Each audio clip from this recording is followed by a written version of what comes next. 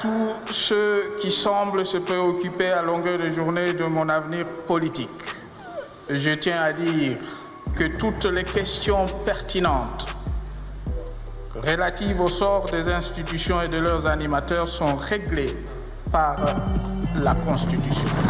Joseph Kabila, 47 ans, a passé plus de 17 années à la tête de la République démocratique du Congo.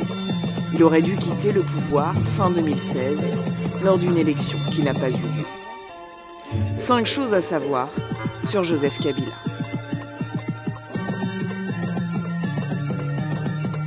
Joseph Kabila est arrivé au pouvoir à l'âge de 29 ans, après la mort de son père, assassiné par un de ses agents de sécurité.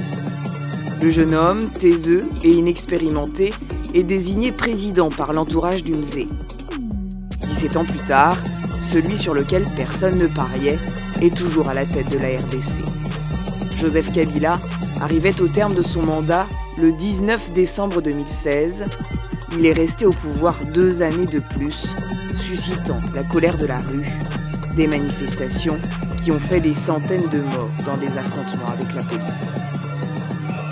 Quant à tous ceux qui semblent se préoccuper à longueur de journée de mon avenir politique, je tiens à dire que toutes les questions pertinentes relatives au sort des institutions et de leurs animateurs sont réglées par la Constitution. Pour le scrutin prévu le 23 décembre prochain, Joseph Kabila s'est choisi un dauphin sur mesure, Emmanuel Ramazani Shadari, 57 ans, sous le coup de sanctions de l'Union européenne. Mais celui qui se fait appeler le Raïs disposera d'un statut de sénateur à vie et s'est aménagé un poste de président à la tête de son parti. Début décembre, il a déclaré ne pas exclure de se représenter aux élections de 2023. Why don't we wait for 2023? We're ruling out in politics in life. In fact, we shouldn't rule out anything because everything is possible.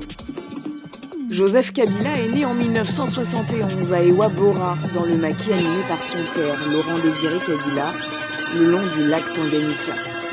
Il est contraint dans les années 80 de vivre dans la clandestinité, en Tanzanie, sous un nom d'emprunt, ce qui occasionnera de tenaces rumeurs sur sa filiation avec Laurent Désiré Kabila. Son père est alors à la tête d'une étrange rébellion dans l'est de la RDC, un temps fréquenté par Che Guevara. En 1996, une offensive régionale parrainée par le Rwanda se prépare pour faire tomber le dictateur Mobutu. Il fallait un Congolais. Laurent Désiré Kabila est choisi. Joseph poursuit ensuite sa formation militaire en Chine. À son retour, il prend la tête de l'armée congolaise avec le grade de général de division.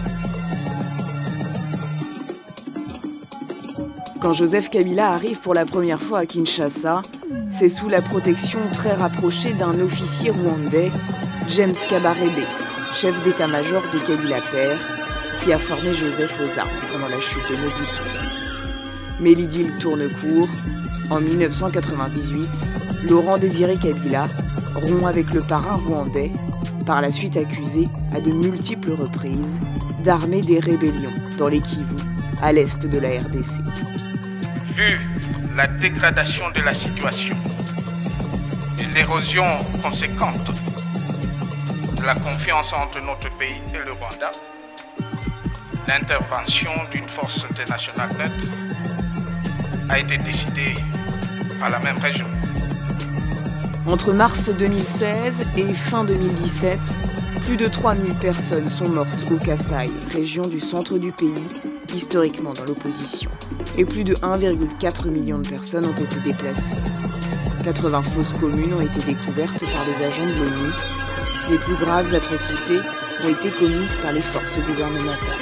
What our investigators gathered on the ground were many accounts of the Congolese army, the Congolese National Police, and local administrators working in conjunction with this newly created militia, the Banamura, in attacking villages, often along ethnic lines. Pour sa propre sécurité, Joseph Kabila bénéficie, lui, de la protection de 40 000 gardes présidentiels. Joseph Kabila possède plus de 71 000 hectares de terres agricoles. Selon une enquête de Bloomberg, avec sa femme, ses 2 enfants et 8 de ses frères et sœurs, il a des participations dans au moins 70 entreprises du pays.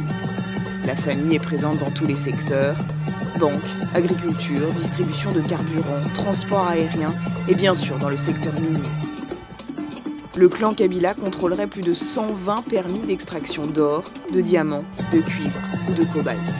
Ce sont par exemple 2 entreprises familiales qui possèdent le permis d'exploiter des gisements de diamants sur plus de 700 km le long de la frontière avec l'Angola. On lui reproche également d'avoir vendu des concessions minières à des sociétés offshore à des prix défiant toute concurrence. Le 23 décembre, Joseph Kabila devrait céder le pouvoir et a dit vouloir prendre du temps pour s'occuper de ses fermes. Mais il ne sera pas en congé de son pays. Militaire dans l'âme, Joseph Kabila est en réserve de l'armée et se dit prêt à servir la nation en cas de